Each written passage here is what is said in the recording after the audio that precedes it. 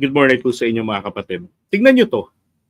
Um, Merong post kasing ganito si Aimee nung mahal na araw. Ngayon ang luksa, bukas ang puksa. Diba? So what's your thought about this? Tapos hashtag niya Black Saturday and then hashtag Resurrection Ready. And then itim. Diba? So ano to, para sa akin this is a subliminal messaging. Etong kanyang sinasabi na to. Kasi we understand the luksa, ngayon ng luksa, ganyan. Na ibig sabihin, I believe this is purely political ang sinasabi rito. Diba? Ano to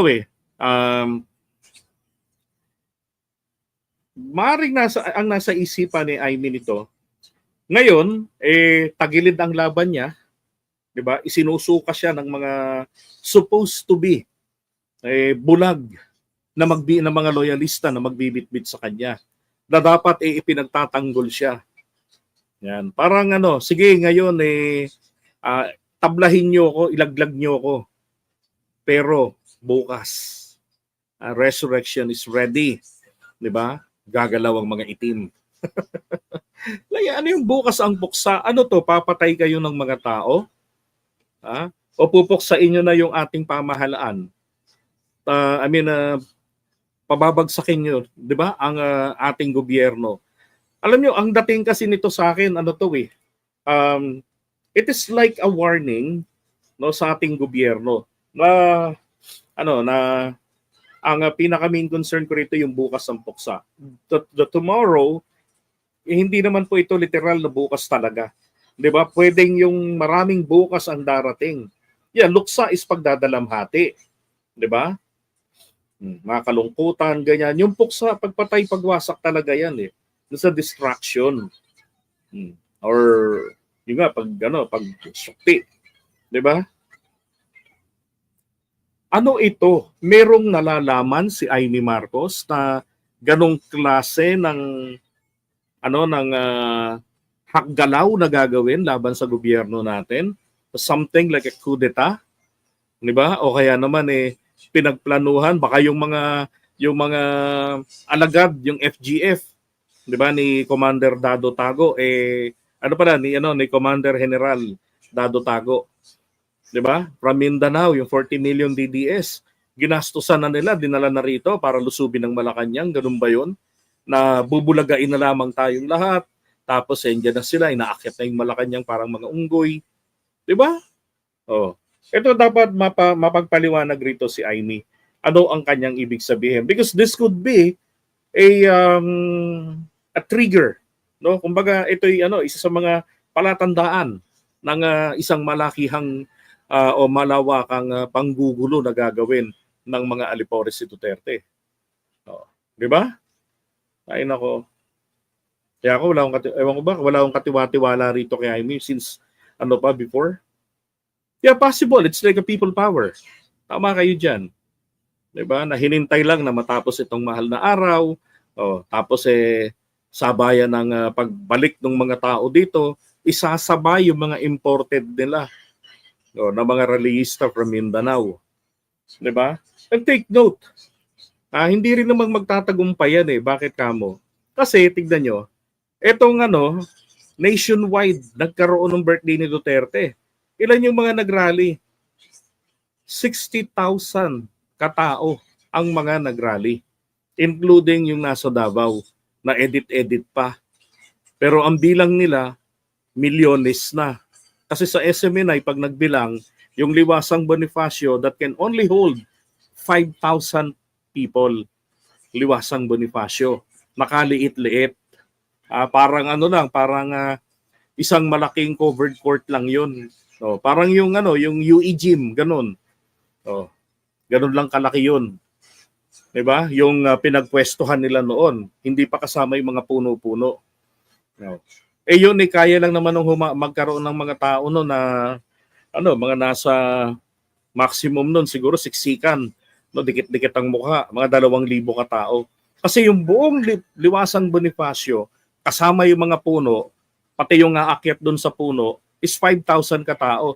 Bilang ng SMNI dyan, noong March 2024, nung rally-rally nung dahil cite in contempt yung Diyos nila si Kibuloy, ay 50,000 yan. Nasa Twitter yan. Di ba? At naibalita rin natin yan, 50,000 katao daw yun. So baka yung nag-rally nationwide ng mga nagsuporta kay Duterte, 60 million na paniniwala nila. So, dapat ito si Aimee maimbestigahan to sa ganyan. And then shame on you sa mga sa mga loyalista, sa mga pro-admin supporters na bibit-bitin pa etong si Aimee. And may nakita ko na isa sa FB ganyan na huwag daw kakaligtaang dalhin si Aimee dahil ito po ay dugong Marcos. Tako po. Nababash tuloy. Yun yung yun yung Kaloy Rose na FB page. Ay nako. Obviously imagination lang naman nila, di ba? Imagination lang naman nila, ba? Engot naman sila eh. Kawawang Aimee kung ano-anong gimmick ang ginagamit. Siyempre sir, para alam nyo na, di ba? Iangat yung kanyang sarili. Hagisan ba ng asid si Aimee?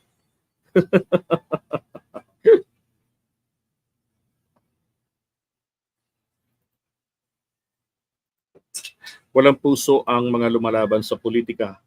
Power lang ang kailangan nila. Kaya tayong mga Pilipino dapat hindi nagpapadala sa mga taong yan. Tayo lang ang apektado sa mga yan. May yaman yan sila, hindi nila naranasan maghikahos. That's what I'm saying. Di ba? Kaya kailangan po tayo po ay mamili ng tamang kandidato. Hindi po porke na kabilang sa grupo ng alyansa, iboboto na natin. Tandaan nyo, maging kami sa hanay naming mga matitinong vloggers na nakakakita po ng kadiliman sa alyansa. Sipin mo, ba't mo dadalhin si Bong Revilla? Sarili niya mismong mga kaalyado, nilaglag niya. 'Di ba? Nilaglag niya si Abalos. Hindi ko alam, ilan pa ba yung mga pinaglalaglag niya doon? Ay, nasa akin pa rin yung kopya nung na yun eh. Nung sample ballot na yun eh. Pakita ko lang din sa inyo. 'Di ba? Kasi parang ang pangit naman na dadalahin pa yung mga ganyang klaseng tao. Pati si Aimee na dahil lamang apelido ay Marcos. Paano naman ang apelido natin ay Pilipinas? 'Di ba? Lahat tayo mga Pilipino. Diba? Yun na lang isipin natin. Ganun din sa mga Duterte, mga DDS. Bakit ba boboto ninyo kahit alam nyo tanga? Diba? Siguro sa lineup ng Duterte, ang matinulang dyan, Norberto Gonzales. Yun lang. Wala nang iba. Marcoleta naman, ginagamit lang naman ni Marcoleta yung relihiyon niya. Eto. Tingnan nyo, yung mga may pula, yan yung mga kasama sa alyansa. Yan. Ilan yung kinuha niya sa alyansa? Tolentino. Isa, dalawa, Pacquiao. Lacson, pangatlo. Pang-apat, Binay. Pang-lima, Cayetano. Diba? Tapos si Lapid.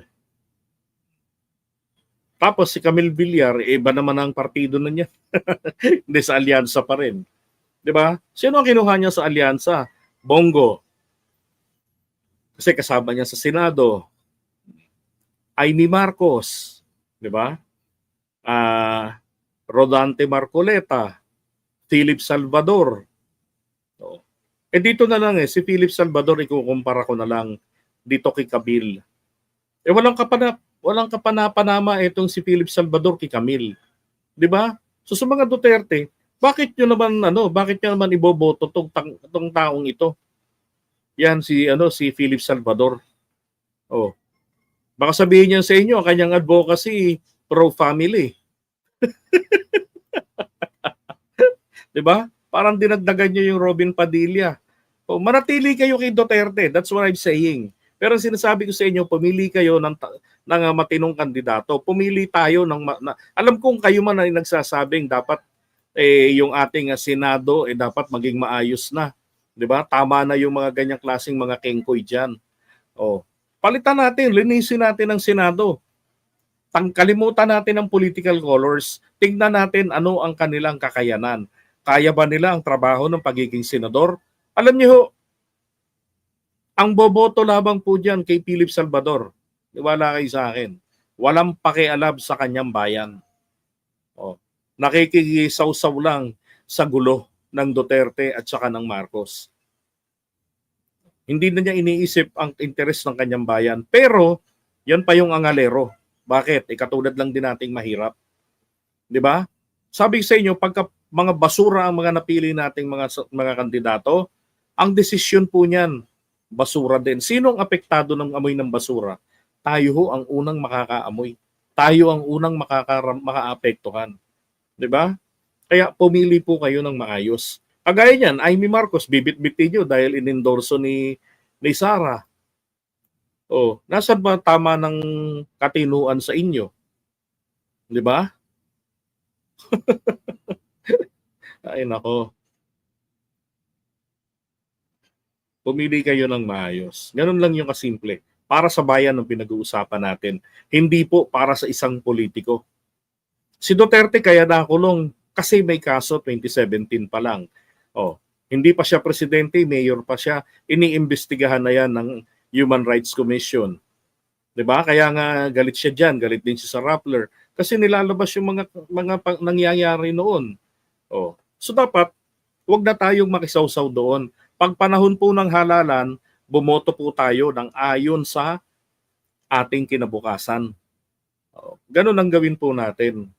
Isipin mo magbong Revilla ka, nilaglag yung mga kasama. O iboboto ng mga DDS si Bong Revilla kasi dinala si Bongo, dinala si Marcoleta. 'Di ba? Oh, ay nako, mag-isip po tayo ng maayos. Okay, so iwan natin ito and then for Amy Marcos, kailangan niya mag-explain yung sarili niya dyan. Ano ang talagang specific na ibig niyang sabihin dyan na ngayon ang luksa, bukas ang puksa. 'Di ba? Dapat po ito papanagutin to. Hindi naman ho nangangahulugan kasing senadora ay hindi po hindi po nangangahulugang senadora ay untouchable na, hindi po. Including immunity. Very very limited ang immunity ng mga kongresista, ng mga senador natin, ng mga mambabatas. Limited lang. Yan ay kapag na may session ang kongreso, naka-recess sila ngayon, wala, naka-break sila. Hindi naman recess ngayon, talagang adjourn ngayon . Oh. Wala talaga silang session. Oh, tapos ang kanilang mga protected speech po, yung during privilege speech and during committee hearings. Yan po yung mga protected speech. 'Di ba? Yun lang yun. Pero yung labas po sa mga yon, pwede ho silang papanagutin, pwede po silang questionin. Oh, sa mga DDS, questionin nyo rin. Pagtitiwalaan nyo. Kung yung mga Marcos supporters nga, hindi pinagtitiwalaan yan. Di ba? Sinasabi na nako, kunwari lang yan. Kung nahudas ang kapatid, huhudasin din yan si Sara at si Digong. Di ba? So mag-isip din po kayo.